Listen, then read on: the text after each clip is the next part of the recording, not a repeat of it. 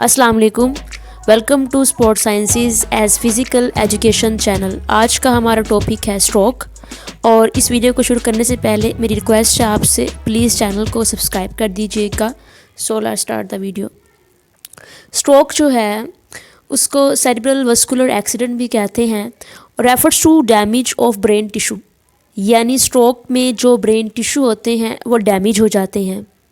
Stroke can result in serious damage to areas of the brain that control vital function।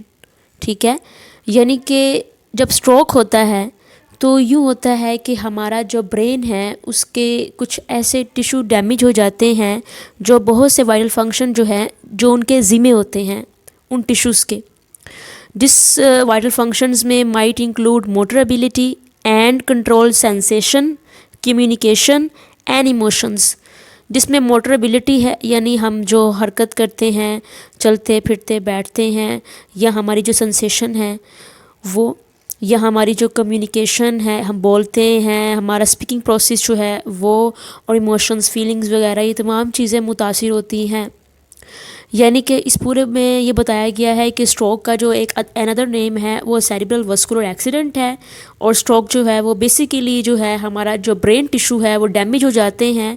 अब मैं आपको next बताऊंगी कि ये हमारे जो ब्रेन टिश्यू हैं वो डैमेज क्यों होते हैं और उनकी रीज़न क्या है जिसकी वजह से स्ट्रोक होता है। और फिर यूँ होता है कि हमारे बहुत से जो फंक्शंस है बॉडी के, जिसमें motor ability, control, sensation, communication, ये तमाम चीज़ें जो है वो ख़राब हो जाती हैं।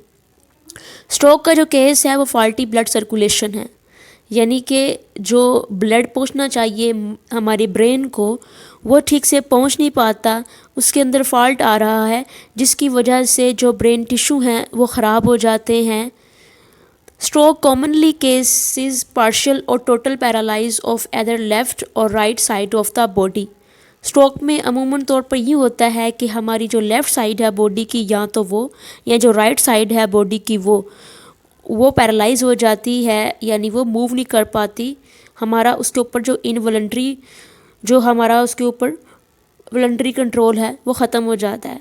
This might be on limb, या एक लिम्ब भी हो सकता है आपकी, हमारी जो जिसको भी ये स्ट्रोक हुआ है उसकी ये टांग भी हो सकती है, बाजू भी हो सकता है जो कि पैरालाइज हो जाएगा, या लिम्ब का कोई सेगमेंट भी हो सकता है, वो हैंड भी हो सकते हैं या एल्बो भी हो सकती है।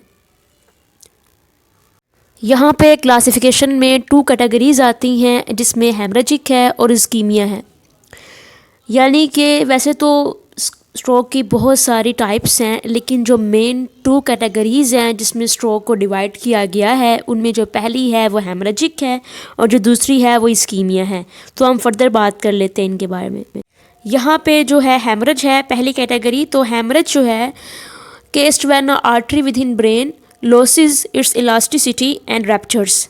जब वो अपनी जो इलास्टिसिटी है वो लॉस कर जाए और जिससे जो आर्टरी है वो फट जाती है, यानी कि एक हद तक किसी भी आर्टरी की गुंजाइश होती है कि वो फैल सके, लेकिन जब उसमें इतनी ज़्यादा ब्लड का पंप होना शुरू हो जाए उसमें तो वो फट जाती है, जिसकी वजह जो उसमें ब्लड है वो इर्द गिर्द फैल जाता है दिमाग के अंदर।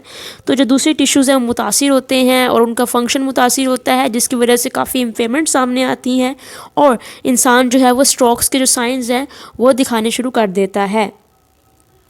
यानी कि हेमरेज में आर्टरी फट जाती है जो कि दिमाग के अंदर, दिमाग के टिश्यूज़ को ब्लड सप्लाई कर रही होती है, वो वाली आर्टरी। तो इस तरह से एक बंदे को स्ट्रोक हो जाता है। और जो दूसरी टाइप है स्ट्रोक की वो है इस्कीमिया। इस्कीमिया में फट नहीं जाती आर्टरी, बल्कि lack blood supply to brain tissue, यानी कि ब्रेन टिश्यू की जानिब जो है वो ब्लड ठीक से सप्लाई नहीं हो पा रहा जितना होना चाहिए एक नॉर्मल इंसान में जितना होता है। The lack of blood supply result from blocked artery. जब कोई भी आर्टरी ब्लॉक हो जाए, नैरो हो जाए, तो क्या होता है ब्लड ठीक से सप्लाई नहीं हो पाता और एक इंसान में स्ट्रोक के साइंस, जो सिम्पटम्स जो हैं वो सामने आने शुरू हो जाते हैं और टिश्यू ख़राब हो जाते हैं।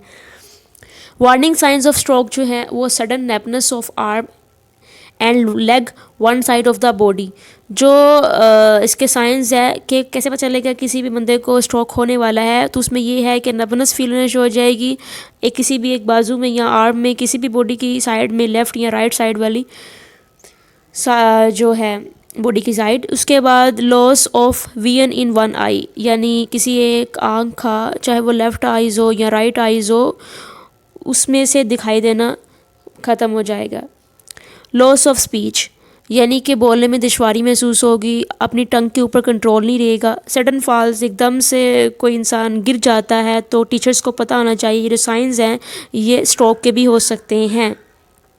ये जो लॉस ऑफ विजन है ये नहीं कि हमेशा के लिए उसका विजन खो जाएगा, कुछ लम्हात के लिए उसको फील होगा कि मुझे नज़र नहीं आ रहा एक आंख से। तो ये तमाम स्ट्रोक के साइंस और सिम्टम्स हैं। थैंक यू सो मच आपका वीडियो देखने के लिए।